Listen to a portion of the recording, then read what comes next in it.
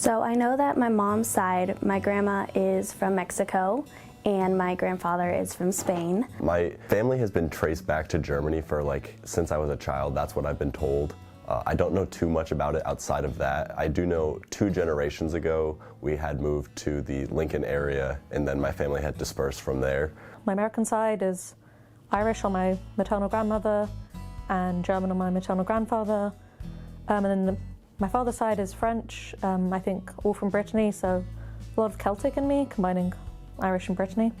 On my mom's side, I know her parents were immigrants from Germany and Austria, and after World War II, they came to the States. Ever since I was younger, it's always been the story of both of my parents immigrating from Mexico up to here to just live a better life for them. My mom coming when she was super young, and my dad coming in his early 20s, just back and forth from Mexico, helping his dad. My mom's dad is kind of a mystery because he's from California, or my grandparents met there, but we don't know where he's from.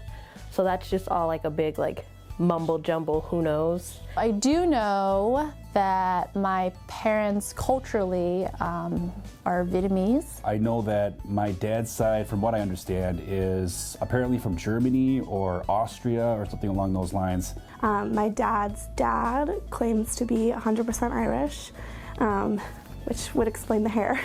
On my dad's side, it's a lot more rocky. We think, theoretically, that it's English and German. My grandma didn't really know that much. She always just said, we were Stuarts, so England, and we don't really know that much about Granddad Griffith at all. It's mainly just been 100% Hispanic, nothing else. There's no talk of any other nationality whatsoever. And then my mom's side is all Latino. So my mom's dad is from Cuba, my mom's mom is from Mexico. I went to visit my family in Cuba. I studied there for a couple months 2 summers ago, and so this is me with some of my Cuban relatives. And then this is me specifically with my grandpa. My mom's side we're not as sure about, and I actually just found this out about 6 months ago, and I found out that my great-grandmother, my grandma's mom, my grandma's still alive, was orphaned as an infant, and this was in New York City, and she was put on the orphan train back in the early 1900s, and nobody knows where she came from. So I guess my mom's side, my mom's maternal side, is kind of wiped out, and we don't know where my great-grandmother came from. As a family, we always have different traditions, and one of our big traditions around Christmas time is making tamales, which is linked back to my great-grandmother. On my mom's father's side, we've been to a few German festivals, and it's always interesting to see all the culture and people that have grown up around that, although sometimes you kind of feel like a foreigner in your own environment, even in the United States. I guess much more on my mom's side than my dad's side, just because that was much more of a thing, where it was we still have a lot of the recipes that they brought over, and it feels a lot more personal. I grew up in a lot of all white schools because my family, they wanted the best for their kids, so they're we're gonna take you to all the white schools. So I had a lot of white schools, a lot of white private schools, and I was the only few of the black people, and even then I didn't really know much about myself. Coming here, I didn't know much about African American history besides what was kind of put on TV and the internet, and I really want to go to Asia or a developed country where you don't have a lot of African American representation, or they don't know much about it besides TV that we know how that is, American TV for black people. And I just want to meet people, either be an English teacher and just kind of help break down those stereotypes, and also help people see American culture and African American culture in a positive, good light. I've always wanted to take a DNA test because you never really know. Also, just because my grandparents came from a country doesn't mean that's where their origins were. No, I got my friends that are oh yeah, I'm 60% German, 29% French, 5% British, and I'm just like, I'm black. And so I've always wanted to find out what I am, but they're really expensive. And I heard about this through my global studies class, and I was like, this is great. I can find out where I'm from. It's free. I've just always kind of been interested in my DNA. I don't believe, my family came from just one place. And I've always been curious to see more in depth, like where I'm from, because I know a lot from my mom's side, I think, and so I'd like to know a lot more from my father's side.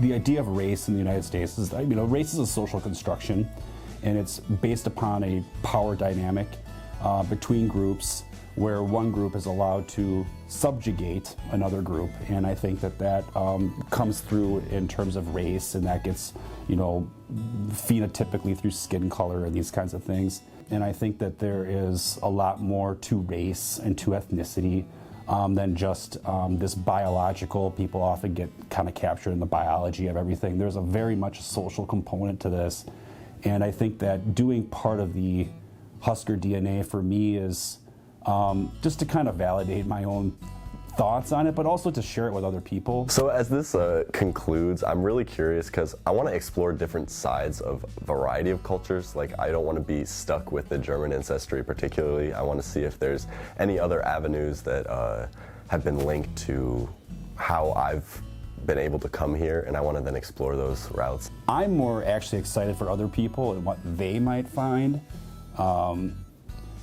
And then to participate in that with them. So I think that'll be really interesting as a group to see how we compare to each other and how similar we actually are.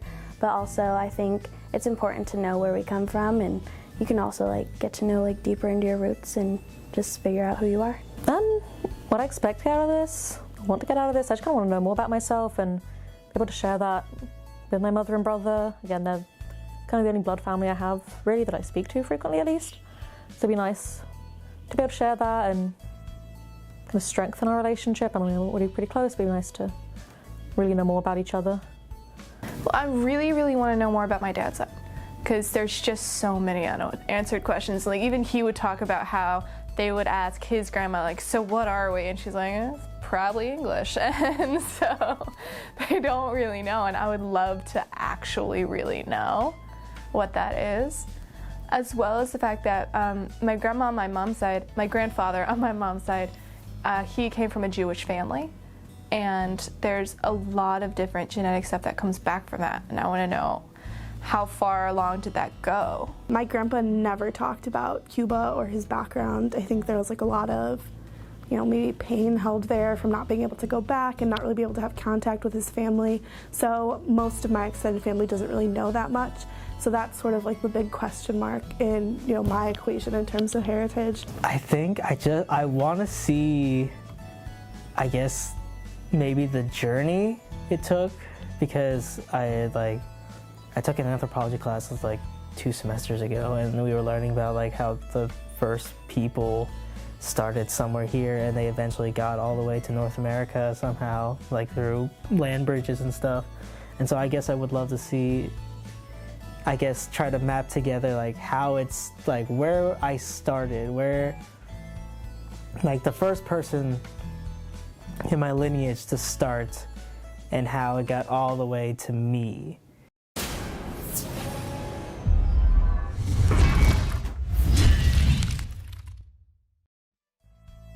I have been working with some other people on campus about different diversity projects, like Linda Major and Linda Moody, who are linked to the Center for Civic Engagement, Amy Goodburn, who's the Dean of Students. And so I had been talking about doing something, because I saw the DNA Journey, and I thought it would be wonderful if we did that for UNL students. And then when the President's Office came out with funding, they asked people to submit ideas for diversity-related projects. I came up with the Husker DNA Journey. Gordon Allport, he's a theorist from the 1950s, and he has this thing called the contact hypothesis, which, as researchers have kind of updated it, it still holds pretty true, that if you bring people together and they have kind of equal footing, they're for example, to bring you and I together, you as a student and me as the professor, that's going to create a hierarchy. But if you bring people together in a way that you minimize hierarchy and you get them to do things together, even if they are from different backgrounds, be they ethnic, racial, race is a social construct, or regional or national backgrounds, the beauty of coming together and working together will increase familiarity and decrease kind of disagreement. I hope that they will find that they have kindred spirits right in the room, ancestrally, that they didn't realize.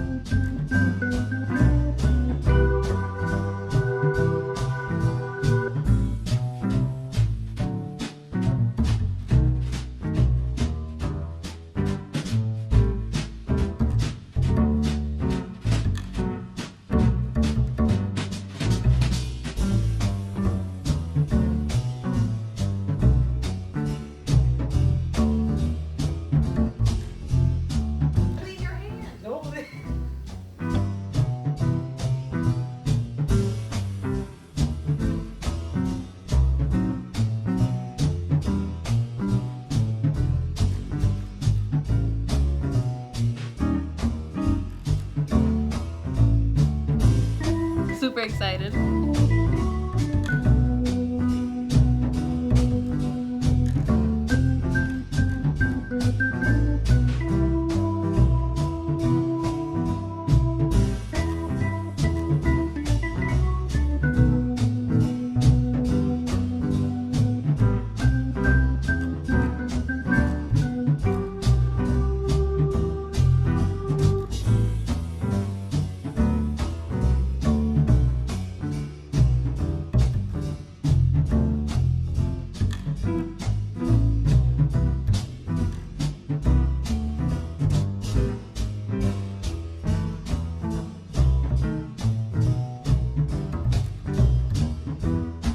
Emily, I got it. It was great. I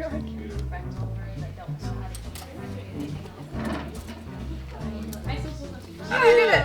It's good. All right. I did not fail that. It's green vegetables. We're gonna grab the small one. meal Friday. She goes, yeah. Seems to be like something I would do in my society. Getting away with that, you know? Like, So, I'm with my friend, and we're getting food. We're getting food, and I'm like, oh, we need a name. It's like, all right, and I was like, oh, Jose, and she looks at me, it's like, Jose. It's like, yeah, Jose. It's like, okay, and she types it in. I'm like, all right, and I go sit down, and I look, and I see my a little bit later, I see my food pop up in the window, and I'm like, oh, I know that's mine. So I'm waiting for my name to make sure, and the lady goes to the thing. She looks at the board. She goes,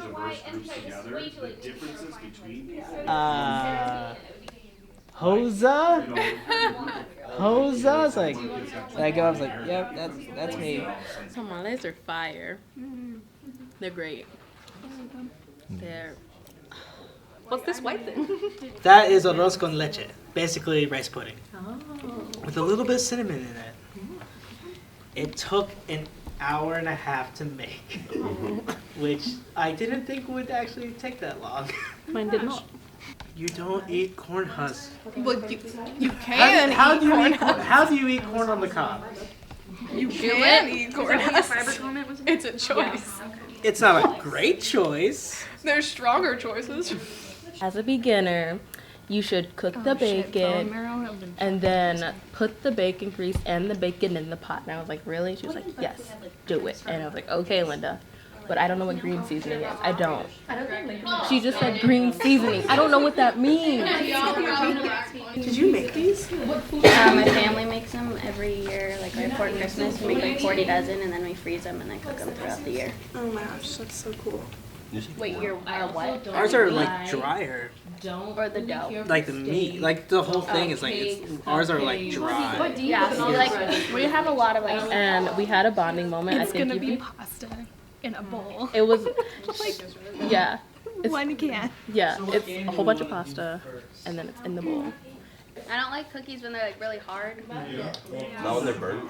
Anyone ever have the experience where like the first time you make it, it's really good, but then any time after that, it's horrible? Yes. Like now that I know what I'm doing, I can't cook it. Well, the cookies that I made were my great-grandmother's recipe on my mom's side, and she was the one that was orphaned on the orphan train back in the early 1900s. So, yeah, I don't know. We'll see what happens. Have you read the book cut that. that's the Orphan Train? I looked at it, yeah. And oh, you should. It's so good. you've read the book. Yeah, I actually it's just really found that out, yeah. And I found out that there were only about 250,000. I mean, only about, but you know what I mean. But I thought like it was more than that, and you know, so there was about 250,000 orphaned infants from the East Coast, and yeah, she was dropped off at like 3 years old, and she ran off the train and said, "Mommy," and like my great great grandparents were like, "Oh, what are we going to do?" We just call, you know, I mean, pulls on the heartstrings, you know, and but we think that the people on the train were like instructing the kids to run off and say "Mommy" because they have to. The kids have to get off the train at some point. You know what I mean, right? Well, the book talked about a lot how like the younger the kids were, the most likely they were to get adopted. Just kind of like now. Right, and boys too, because these can all the work. trains were They can use them going. in the farms. Yeah, there was farm workers, right? So they wanted boys so they could grow up to be men, you know, and then do the farm labor and all this. This is the early 1800s, you know. So, but yeah, so I don't know. You're a lot less likely to get adopted if you were like visibly Irish, too. Oh, is that true too? Huh. What is the orphan train? As someone who's not from here. It was a social service, actually, in the early 1900s that started in New York, or in like the East Coast, and it was because of there were so many orphan kids in that area that they didn't know what to do, you know. So there was a demand for kids in the Midwest because they needed workers, and you know, we were underpopulated rural areas and stuff. So they said, well, what do we do with these kids? Let's put them on a train and have somebody adopt them in the Midwest, and that's exactly what they did.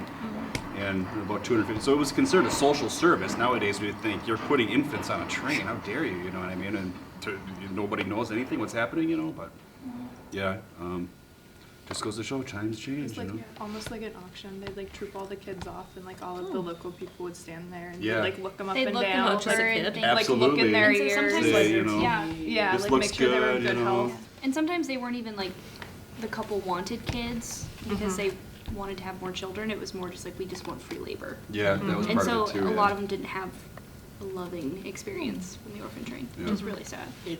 So I brought Loteria. Basically, it's just bingo. You just 4 cross, you know, 4 up and down, things like that. Oh, look, there's a drunk man. Yeah. Borracho.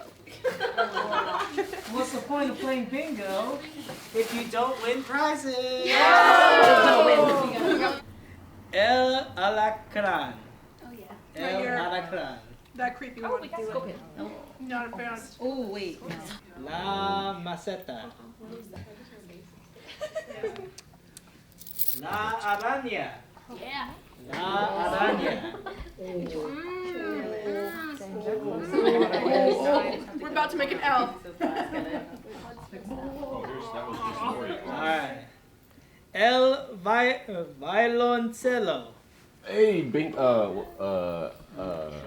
say it. You don't get it. Loteria. Duvalin, which is really good. It's basically kind of like a pudding type thing, vanilla chocolate pudding.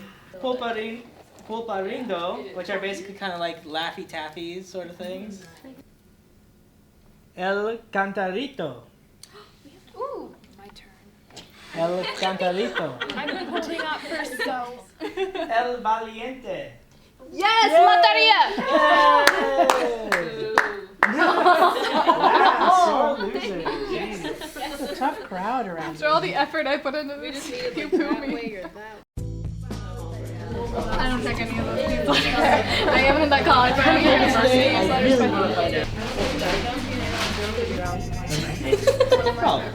We're about to find I'll send copy of your receipt. Sign it and I'll take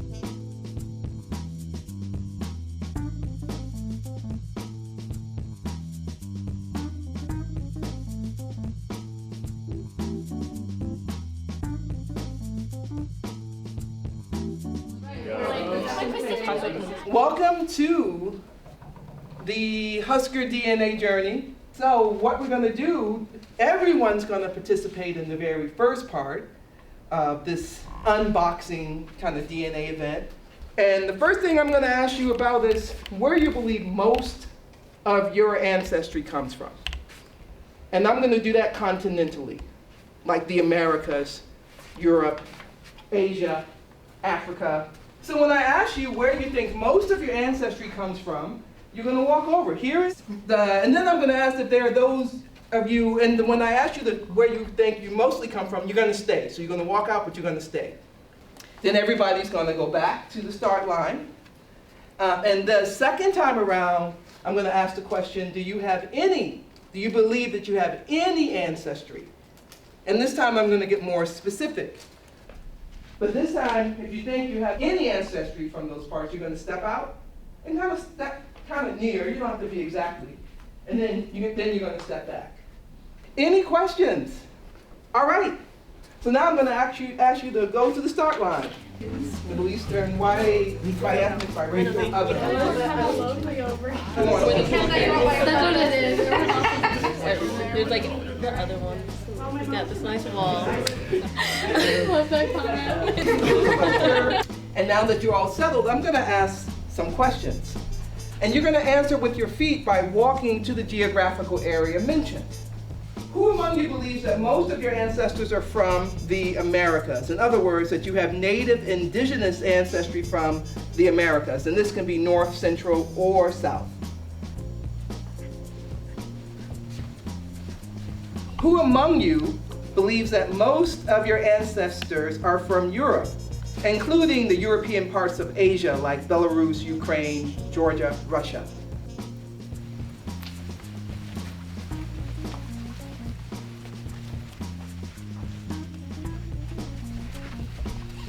If you can join Balkans, we're good. Sweet. I like it. Who among you believes that most of your ancestors are from Africa? That most of your ancestors are from Africa? Who among you believes that most of your ancestors are from Asia? Who among you believes that most of your ancestors are from Asia? Thank you. You can step back. All right, now we're going to get more specific. And this time, you'll step out and then step back. Who among you believes that you have any native indigenous ancestry from what we now call North America, which would be Canada, continental US, Alaska, Hawaii, the Caribbean, or Mexico?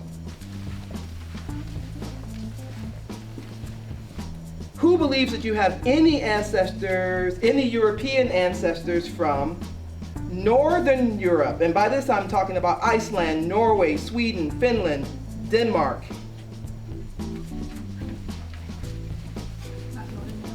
Now we're going to Western Europe or Central Europe. Some countries ended up in both places, so I just put them together. So now we're talking, let me go through the list and you can hear them all before you step out. This would be UK, Ireland, France, Belgium, Monaco, Netherlands, Germany, Switzerland, Austria, Poland, the Czech Republic. Hold on, everyone. Just stand. Wow.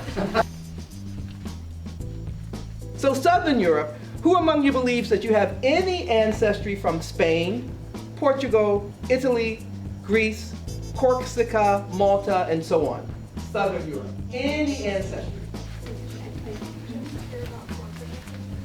Southeastern Europe, the Balkans. Any ancestry at all from India, Afghanistan, Pakistan, Nepal, Bangladesh, Bhutan. What about East Asia? I got some specific questions for the Husker DNA participants for whom I have results. That's kind of in what, yeah.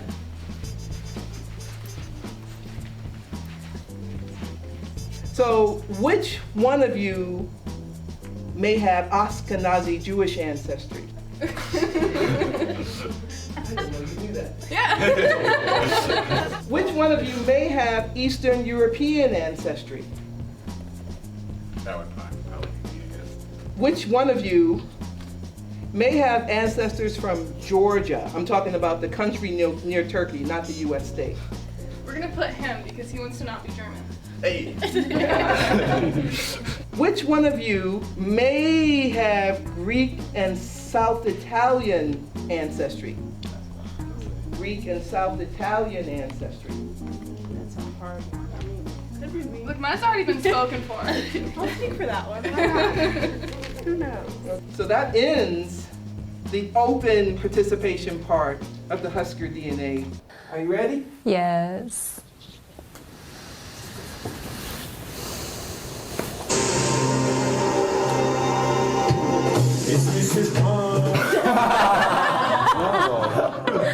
Wow.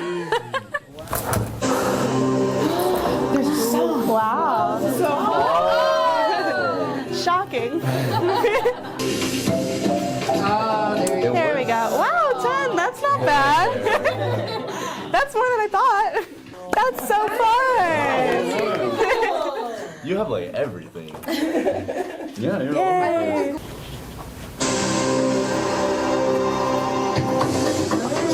Oh. What?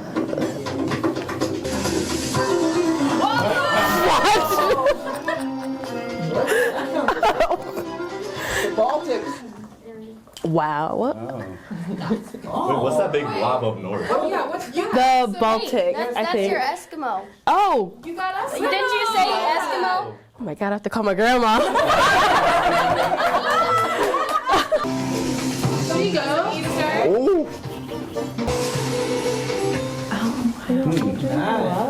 EU. I'm French.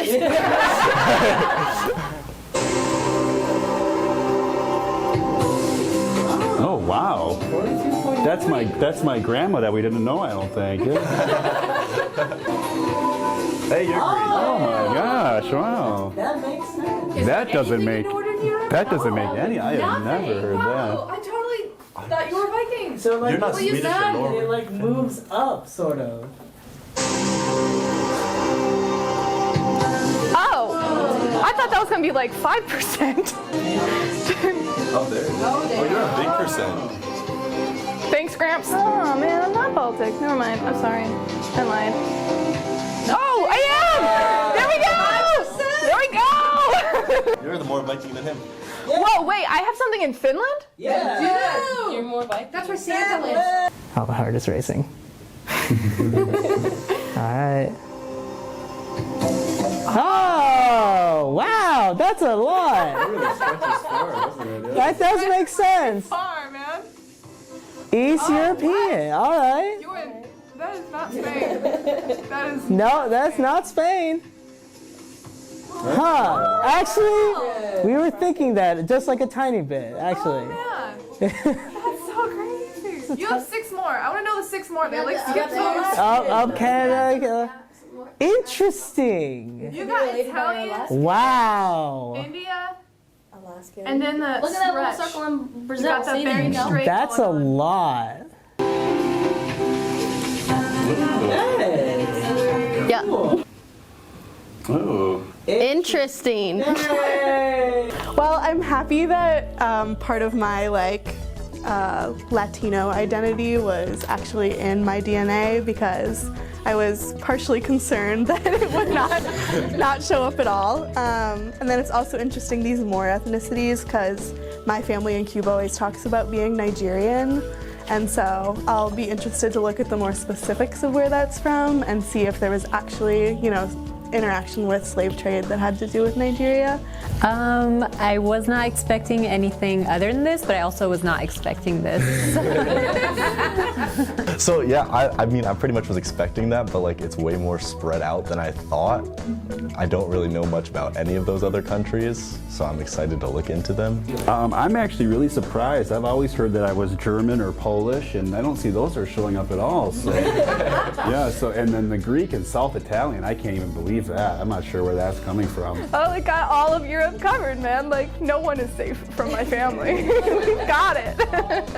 Apparently, my very, very, very great grandmother, one of my very, very great grandmothers, was apparently one of the many brides of Montezuma.